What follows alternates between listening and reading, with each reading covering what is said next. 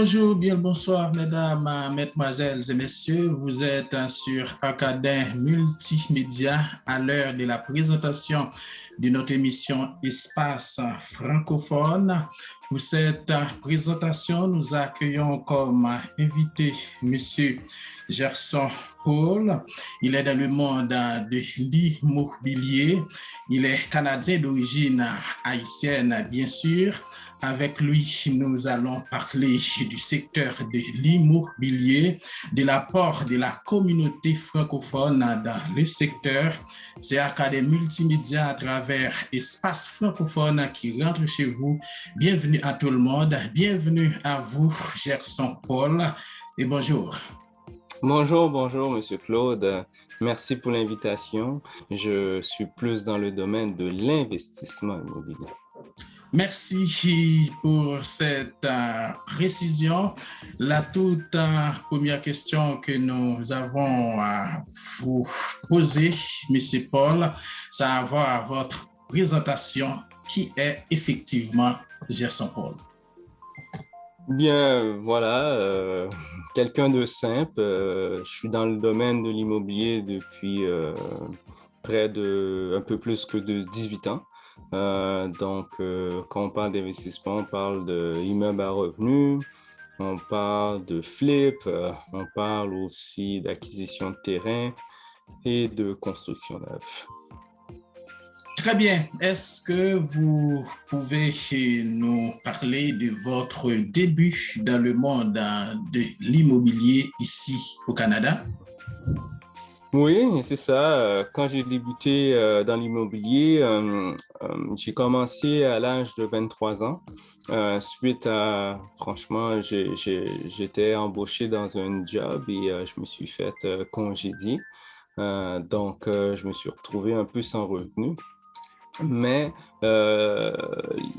l'immobilier me semblait d'être un avenue que je pouvais me déployer et surtout être un petit peu plus autonome par rapport à mes chèques. Donc, je me suis dirigé dans l'immobilier grâce à ça. Puis à l'âge de 23 ans, j'ai pu acquérir mon premier quadruplex. Super. Alors, quelles sont les institutions que vous avez montées dans le domaine de l'immobilier? Par la suite, j'ai fait quand même un certain parcours académique et qui m'a donné sur mon chemin accidentellement. On m'a proposé de mettre tout ce que je savais sous forme de formation de cours. Et au début, je prenais pas ça au sérieux, mais je suis revenu sur la réflexion, puis j'ai décidé de fonder l'académie qui s'appelle Gestion KMT. Et à travers ça, je distribue de la formation sur l'investissement immobilier, l'accompagnement aussi du coaching. Super. On a l'impression que le secteur de l'immobilier est très porteur ces derniers jours. Donc, ça a été toujours un secteur porteur. Ces derniers jours, on a l'impression que beaucoup de gens s'intéressent à ce secteur, mais apparemment, ce secteur a ses principes. Est-ce que vous pouvez nous communiquer les principes fondateurs du secteur de l'immobilier? Assurément que l'immobilier a beaucoup d'attrait dernièrement pour ceux qui veulent se créer un patrimoine, avoir des actifs ou encore des revenus passifs. L'immobilier est un des domaines, un des plus stables et aussi un des plus rentables. Et c'est pour ça que vraiment, il y a la cote. Donc, il y a tout l'aspect de revenus locatifs qui rend que l'immobilier permet de générer des sous et probablement assez suffisamment pour être son propre patron ou être libre financièrement.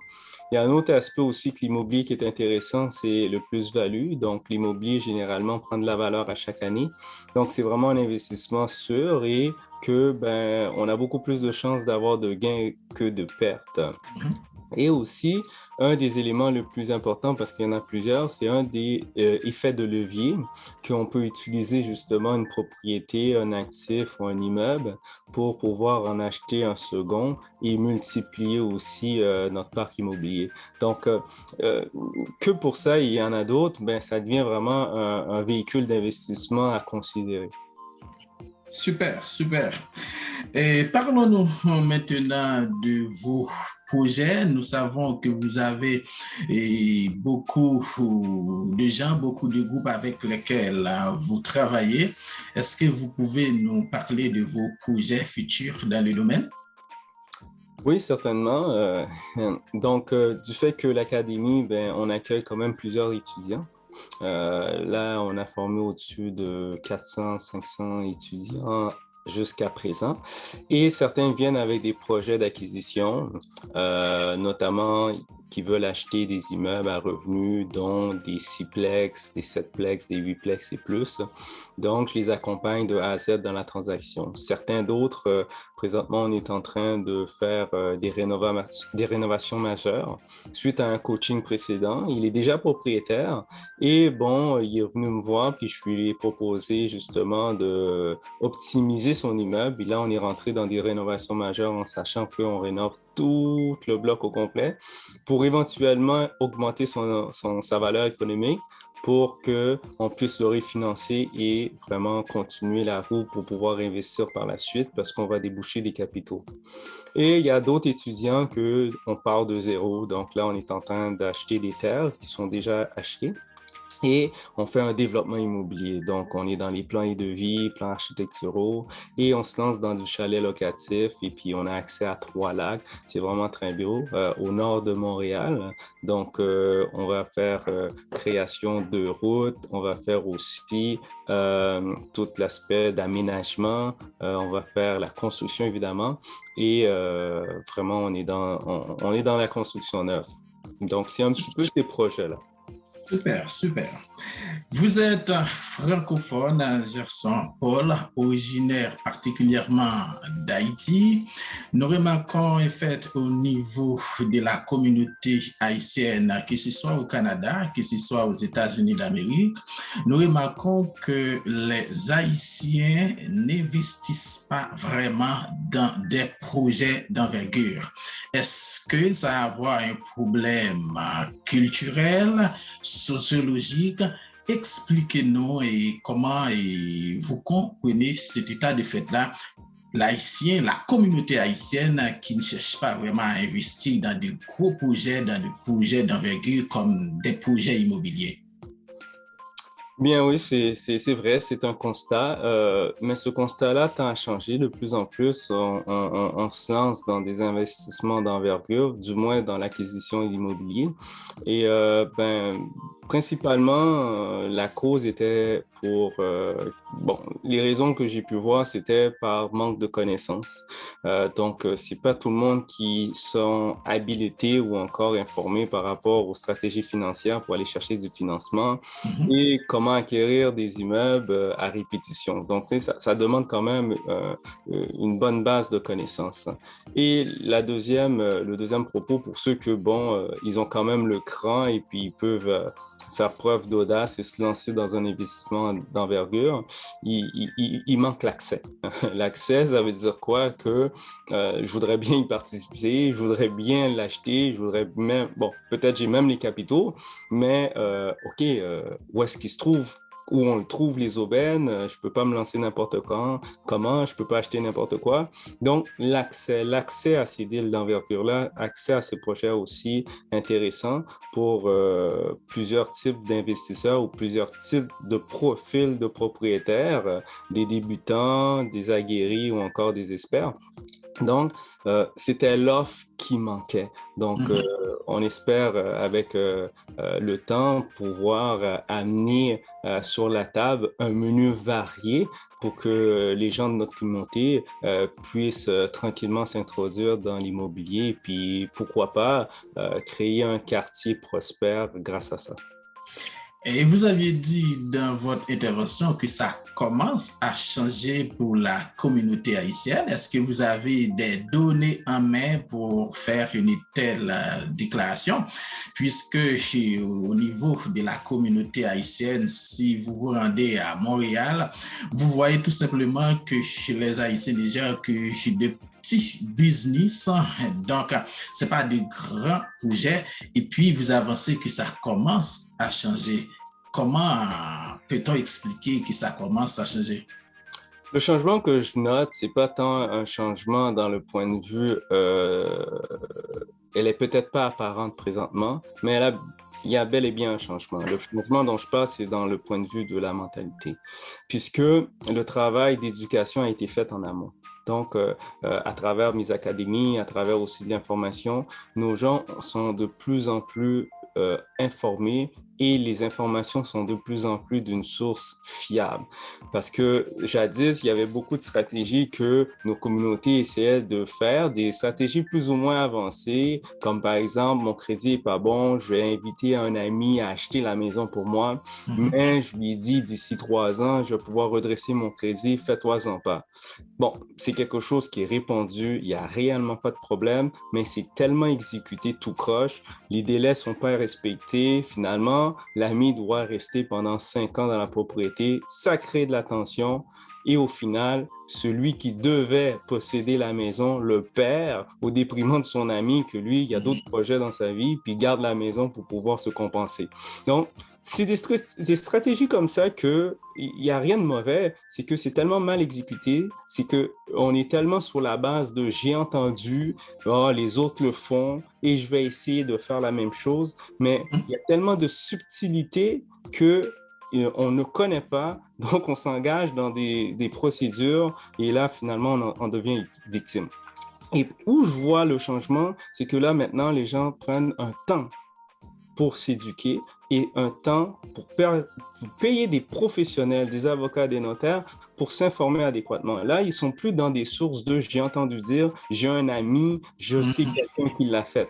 Et ça, c'est vraiment une des talons d'Achille de la communauté que c'est vrai. La source n'est pas fiable et on se repose souvent sur des oui-dire que l'histoire à la fin a transformé 3 fois et on ne sait pas qui dit vrai, qui dit pas vrai. Et là, ça crée énormément de confusion et le risque est plus grand.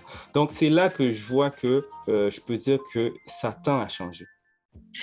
Très bien, très bien. Alors, ce changement-là implique un travail d'éducation d'envergure. Vous allez comprendre que ce travail ne peut pas être fait uniquement par vous. Vous êtes dans le domaine micro. Est-ce que vous êtes en contact avec des groupes de la communauté haïtienne, des organismes qui travaillent avec les Haïtiens? Est-ce que vous faites quelque chose ensemble pour arriver à renverser cette tendance? Ben, c'est très intéressant la question que vous posez, Monsieur Claude, parce que effectivement, j'ai été approché par le groupe 37, qui sont d'essence le propriétaire et nul autre que Monsieur Franz Saint-Élimine. Et à travers de ça, on m'a proposé d'être directeur de la gestion immobilière du groupe 37. Donc, chose que j'ai accepté pour les raisons que je voyais que je pouvais amener un plus dans la communauté puis aider aussi la communauté à se développer. Donc, déjà, le groupe 37, pour ceux qui ne savent pas, eh bien, c'est un incubateur pour les entrepreneurs. Donc, peu importe leur niveau, même si on est dans la phase embryonnaire de réflexion, ils nous aident de A à Z là-dedans. Moi, mon rôle là-dedans, c'est vraiment dans l'aspect de gestion immobilier, c'est ça mon mandat, et d'amener, comment on pourrait dire, cet écosystème-là en place et cette synergie-là entre les entrepreneurs et les locataires. Et c'est pour ça que, oui, on a accès à des ressources, des professionnels, des coachings, c'est pas que de la formation pour les entrepreneurs, mais aussi de l'accompagnement de professionnels qui ont de l'expérience, qui ont déjà fait ou sont déjà en train de le faire. Donc, on n'est pas dans des trucs théoriques et vraiment, c'est ça la grande différence. Donc, on se veut un endroit ou que nos gens de communauté, s'ils ont besoin de ressources professionnelles, ils ont besoin d'encadrement, eh bien, ils peuvent le trouver là. Et on a été subventionné aussi par le gouvernement, il faut le dire. Donc, c'est quand même des gros alliés. Et quand on parle de ressources, je ne parle pas uniquement ressources financières, ressources humaines, et dans toutes les autres ressources, on peut réellement vous aider. C'est bien d'apprendre que vous avez été approché par ce groupe et même trouvé du financement de la part des autorités gouvernementales. Ça veut dire que vous faites un travail sérieux dans le secteur. Les Haïtiens, les gens de la communauté haïtienne ont intérêt à entrer en contact avec vous puisqu'il est important pour nous, en tant que membres de la communauté haïtienne, de chercher à briser cet obstacle qui nous empêche de rêver grand, qui nous empêche de faire des investissements vraiment intéressants. Je vous rappelle que vous suivez l'émission Espace francophone sur Academ Multimédia. Pour cette présentation, nous recevons Gerson Paul. Il est dans l'immobilier. Nous posons donc la problématique de l'investissement de la communauté haïtienne dans le milieu. Pour l'instant, nous allons parler de l'apport de la communauté francophone de manière générale dans le secteur de l'immobilier. Nous savons que vous êtes basé dans la province de Québec, mais il y a une forte communauté francophone ici à Ottawa, qui est une ville bilingue. Qu'est-ce que vous êtes en train de faire pour aller à la rencontre de cette communauté francophone ici à Ottawa? Est-ce que vous faites des plans? Ben, maintenant, grâce à la technologie, les frontières, qu'est-ce que je peux dire, sont presque inexistantes. Donc, du fait que maintenant, je travaille personnellement sur une plateforme dans laquelle ma communauté pourra venir non seulement aller chercher des informations par rapport à l'immobilier et les finances, mais aussi les cours seront en ligne. Donc, qu'on soit de la province de Québec, d'Ontario ou ailleurs, ben voilà, ça nous donne accès à les mêmes données. Et comme je voulais le faire sur la base de communauté, eh bien, il va y avoir d'autres ressources. Par contre, comme j'ai vu dans l'investissement immobilier, il y a quand même des irritants et la plupart des gens qui ont des immeubles, ils se cherchent des entrepreneurs généraux, soit un plombier, soit un électricien ou autre, un homme à tout faire pour entretenir leur building, parce que c'est pas tout le monde qui sont habiles de leurs mains. Mais bien, grâce à cette plateforme-là, qui est la communauté que je vais lancer très bientôt, ben, on aura des ressources professionnelles, des ressources fiables qu'on pourra engager dans le besoin. Et ça va aller aussi dans le domaine de la gestion immobilière, dans le domaine du développement immobilier et même jusqu'au domaine du financement. Donc, on a des projets et puis il nous manque des capitaux, eh bien, je mets en place aussi des accès aux capitaux pour faire des rénovations, des transformations, des ajouts d'appartements, des ajouts d'étages et même jusqu'à la construction neuve de A à Z. Donc, je veux faire ça pour pouvoir donner cette possibilité-là, comme vous dites, à notre communauté de rêver, mais c'est bien de rêver, mais maintenant, c'est de concrétiser. Et c'est cet accès-là qu'on n'a pas, ces ressources-là qu'on n'a pas. Et d'ailleurs, pour rêver, il faut déjà savoir si c'est possible ou pas. Donc, là, maintenant, ben, on a tous les outils nécessaires, l'écosystème nécessaire pour amener à l'existence n'importe quelle idée qui nous traverse par la tête. Très bien, Gerson Paul. Nous rappelons que vous êtes notre invité dans le cadre de la présentation de notre émission Espace francophone. Quand on entend parler professionnel de l'immobilier, l'on pourrait tenter de croire que le secteur n'apporte que de bonnes choses. Pourtant, il y a plein d'obstacles dans le secteur. Est-ce que vous pouvez, en quelque sorte, nous parler de ces obstacles-là qui peuvent empêcher le succès dans le domaine de l'immobilier? Vous pouvez nous en parler? Oui, il y a plusieurs obstacles, mais l'obstacle majeur qui fait qu'il prédomine sur toutes les autres, c'est le manque de connaissances. Le manque de connaissance du domaine dans lequel on veut investir fait que le risque s'accroît considérablement. Pourquoi? Parce que le risque est relatif à l'individu. donc à son niveau de connaissance, son niveau de contrôle. Et le fait qu'on ait si peu de connaissances dans un domaine fait que le risque s'amplifie. Donc, la première chose, c'est vraiment y aller avec une approche que nous sommes des étudiants et même moi, dans tous les aspects de ma vie, je suis tout le temps en mode apprentissage. Donc, ça, c'est l'obstacle numéro un. Par la suite, une fois qu'on a une partie des connaissances, on peut bouger assez rapidement. On n'a pas besoin de faire un PhD ni un doctorat pour se lancer dans l'immobilier. Honnêtement, pas du tout. Mais maintenant, une fois qu'on a les connaissances suffisantes et puis on veut se lancer en action, il faut savoir que oui, il y a des critères à respecter. Donc, comme je dis toujours à mes étudiants, il y a 3 éléments qu'il faut considérer dans l'immobilier qui est 1, le deal, 2, le financement et 3, le statut. Et la plupart du temps, on focus beaucoup sur l'argent, considérant que j'ai pas l'argent, j'ai pas la mise de fonds, j'ai pas ci, j'ai pas ça. On arrête le projet. Tandis que c'est pas tout à fait l'approche que il faudrait avoir.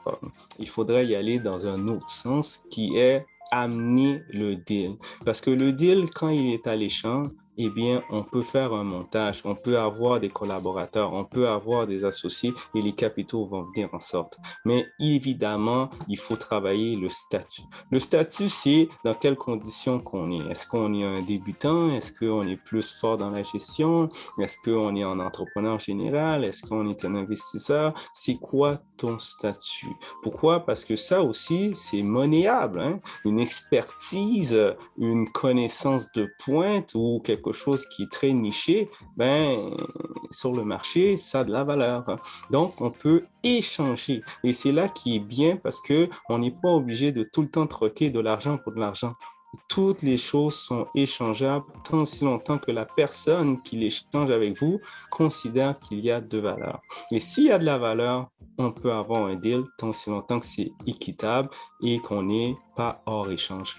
Donc, c'est tous ces aspects-là qui fait que les deals fonctionnent, mais c'est une approche puisque seul, si on veut avoir tous ces critères, ça va nous devoir avoir beaucoup de capitaux, beaucoup de connaissances et beaucoup d'exigences pour arriver jusqu'au bout.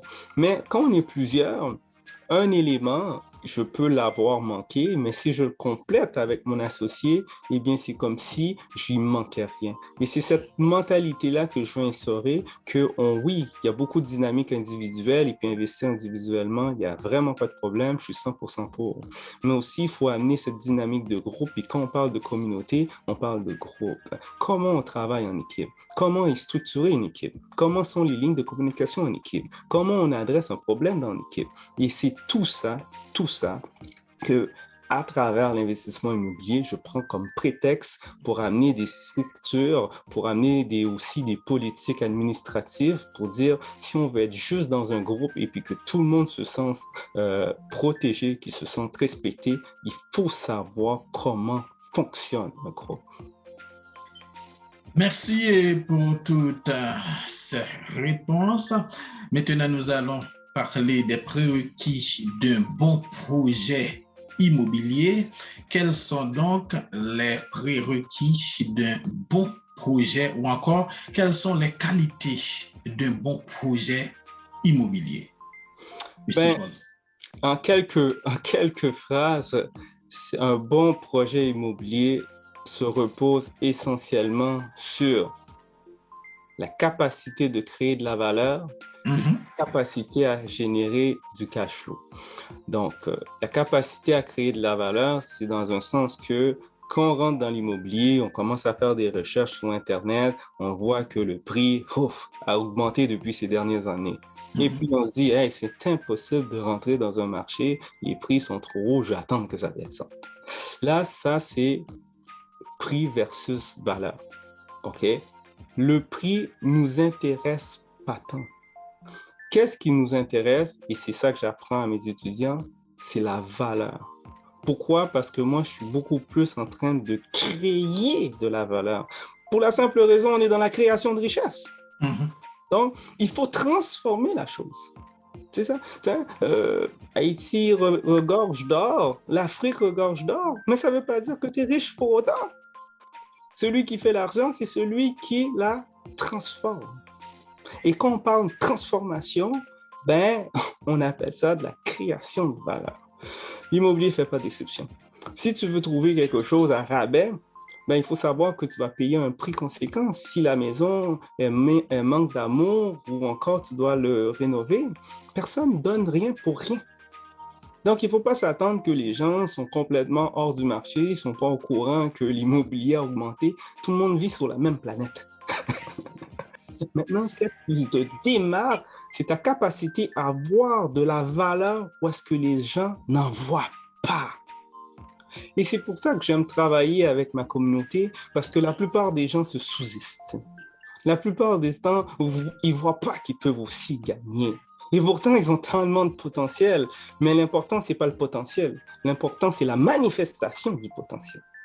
Et c'est ça que j'essaye de faire. J'essaye d'imaginer cette potentialité-là et de le matérialiser réellement en disant, on ne va pas que parler de ton potentiel, on va le manifester. La propriété, comment on peut la nipper? Comment on peut lui donner sa valeur? Comment on peut lui donner une valeur économique intéressante pour que la banque puisse nous refinancer et récupérer nos billes et plus. Et le deuxième point, c'est le cash flow, qui sont les revenus passifs. Parce qu'à la fin de l'histoire, qu'est-ce qu'on veut? C'est d'augmenter notre niveau de vie et améliorer notre qualité de vie. Tout le monde veut la même chose. Et pour ça, il faut créer des revenus. Il faut augmenter ces revenus. Sans quoi, on va jouer ou on va être encore dans les chèques, des paiements chèque par chèque et on va se sentir toujours un peu restreint et aussi vulnérable des imprévus. Mais quand on arrive à augmenter nos revenus, aller chercher des revenus passifs, des revenus locatifs, et ça commence à rentrer puisqu'on a plusieurs portes, on a plusieurs logements, bien, cette inquiétude de manquer, cette inquiétude de dire « Ah, ben voilà, je m'inquiète pour mes vieux jours, je m'inquiète de qu'est-ce qui va se passer demain », ben, s'atténue. Pourquoi? Parce qu'on se rend compte qu'on a cette possibilité de gérer et on a cette possibilité-là et cette perspective de la vie d'avoir un contrôle sur notre destinée. Donc, on n'est pas obligé de subir la vie. On n'est pas obligé de supporter un emploi qu'on n'aime pas. On n'est pas obligé d'être dans une relation qui nous déplaît. Mais avec l'argent, quoique l'argent ne résout pas tout, l'argent ne répond pas à tous nos problèmes, mais au moins avec l'argent, il y a certaines choses qui nous permettent de faire et ça, c'est de choisir. Et c'est là que c'est très important. On a cette capacité de choisir avec qui on veut travailler, avec qui on va passer le reste de nos journées, avec quel environnement. Si cet environnement-là ne me convient pas, il n'y a aucun problème à la quitter puisque je peux toujours subvenir aux besoins de ma famille. Et ça, ben, c'est ça les revenus passifs permettent de faire. Très bien. Et M. Paul, de manière précise, si quelqu'un veut entrer dans le domaine de l'immobilier, veut faire un investissement dans le domaine et que quelqu'un-là ne connaît pratiquement grand-chose sur cet aspect-là, qu'est-ce qu'il doit faire de façon directe? Ben, de façon directe, il doit se former.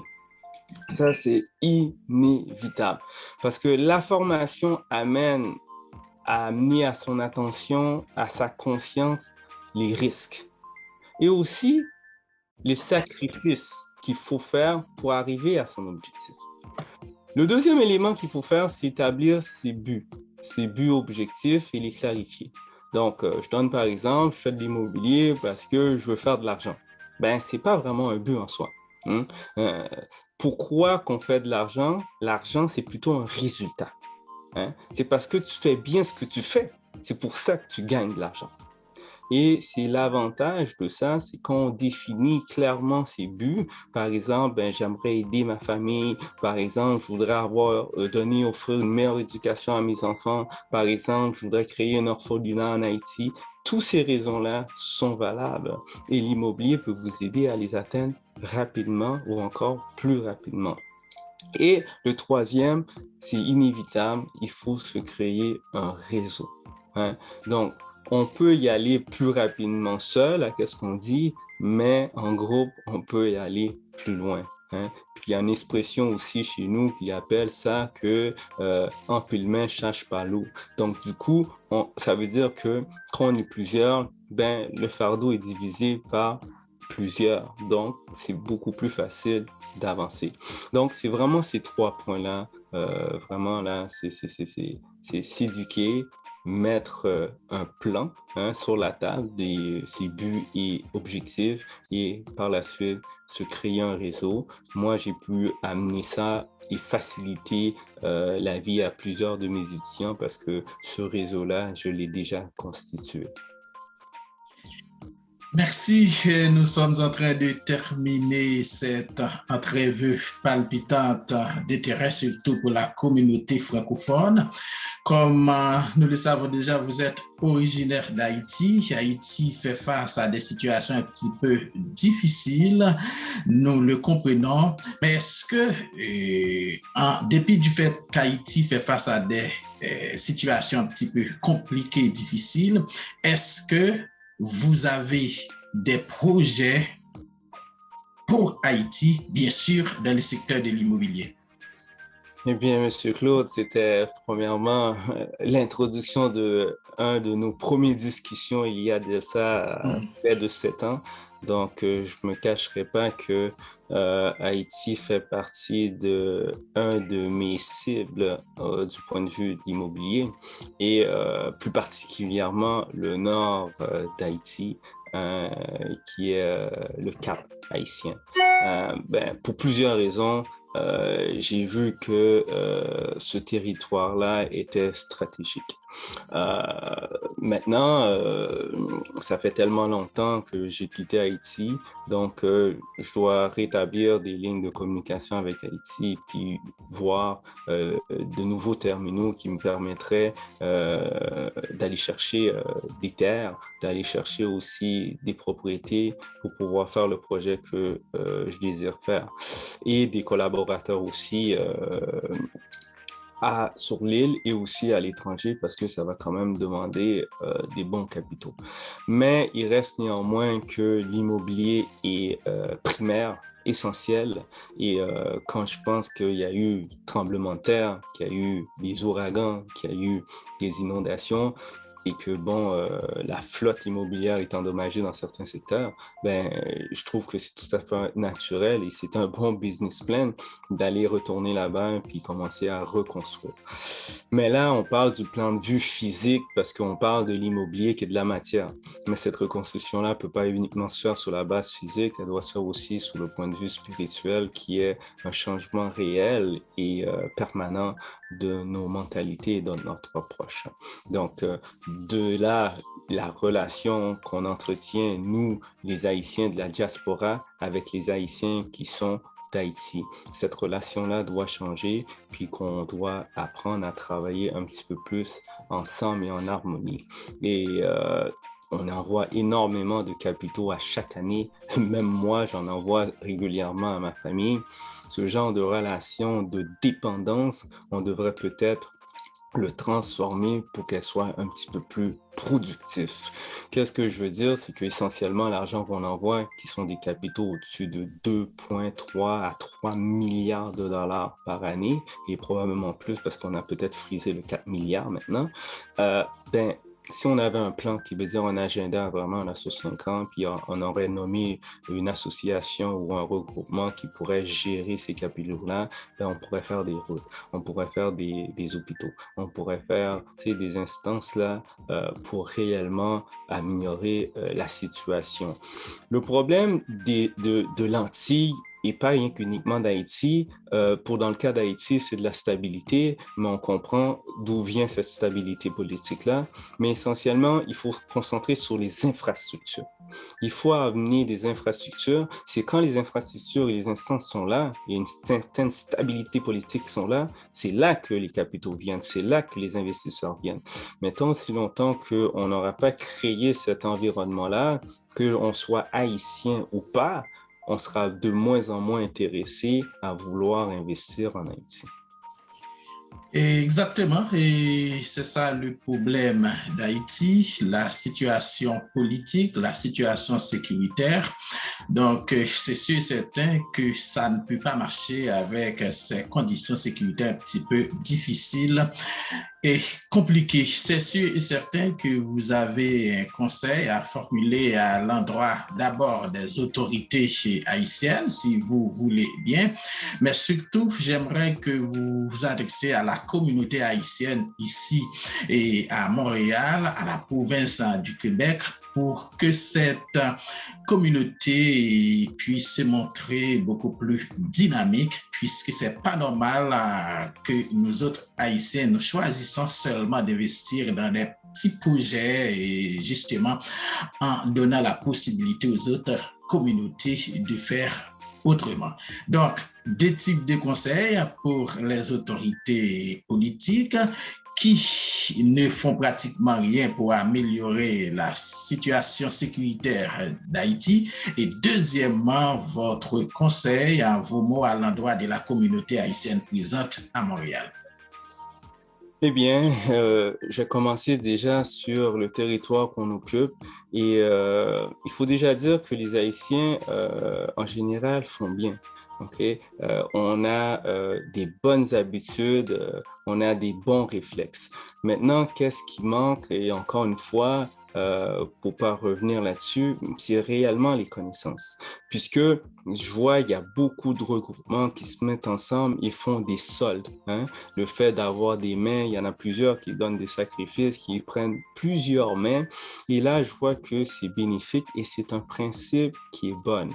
Maintenant, le problème, par faute de connaissances, on n'arrive pas à mettre de la vélocité dans ces sols-là pour créer quelque chose de constant parce que chaque personne vient dans le sol sur une base individuelle malgré que c'est groupal. Donc, tu vois, donc on n'a pas de projet de groupe. Donc, la première chose que je pourrais dire aux Haïtiens ici, c'est vraiment se constituer sur le territoire qu'on occupe.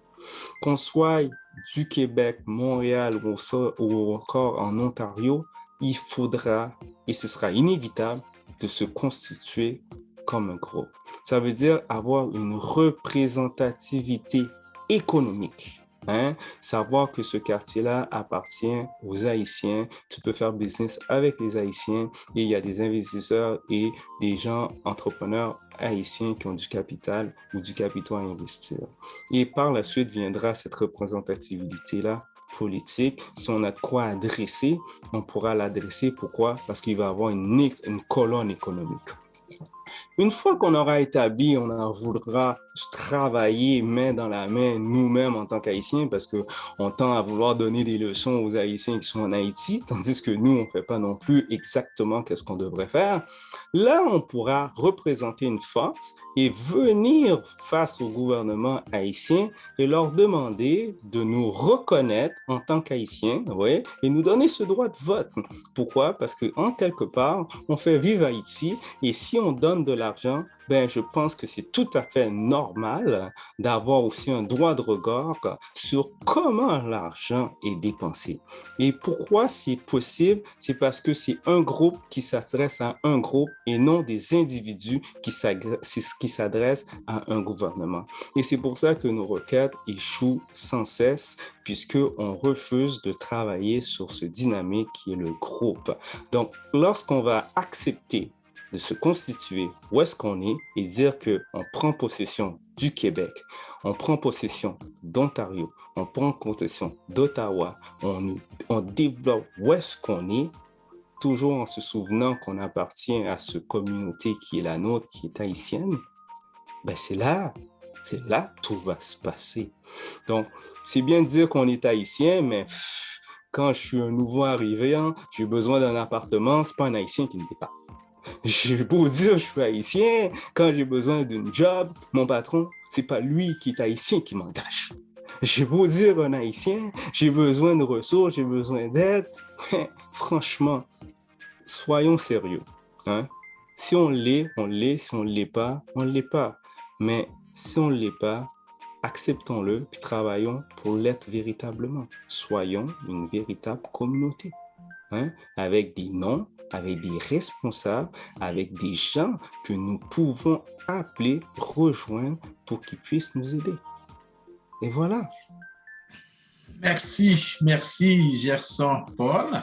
Vous avez vraiment formulé de très bons conseils à l'endroit de la communauté haïtienne et à Montréal. C'est sûr et certain que ces gens-là doivent bouger beaucoup plus pour mieux réussir dans le secteur. Vous êtes là à travers votre institution, je dirais même à travers vos institutions pour accompagner les gens.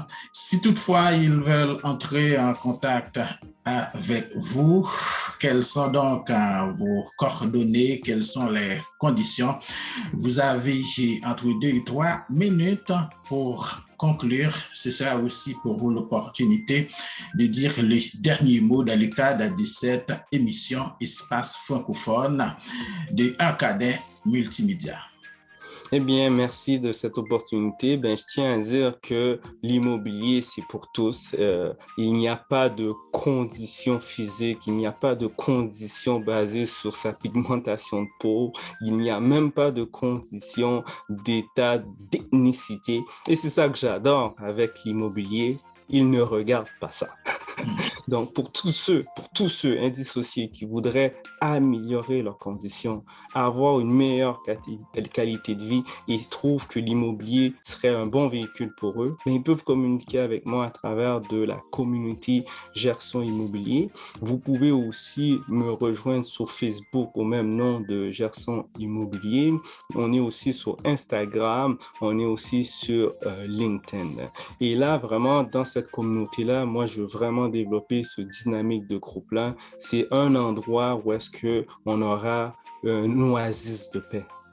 Que les gens différents vont avoir un répit. Il n'y aura plus de micro-agressions. Il n'y aura plus cette discrimination basée sur des préjugés, on ne sait pas où, sur quelle philosophie ou idéologie. Ce sera plus ça. On va se réunir en tant qu'être humain et on va être basé sur les mêmes principes et valeurs qui sont d'égalité, justice et liberté. Mais je prône aussi le principe de prospérer. C'est extrêmement important dans le cheminement de la route du bonheur.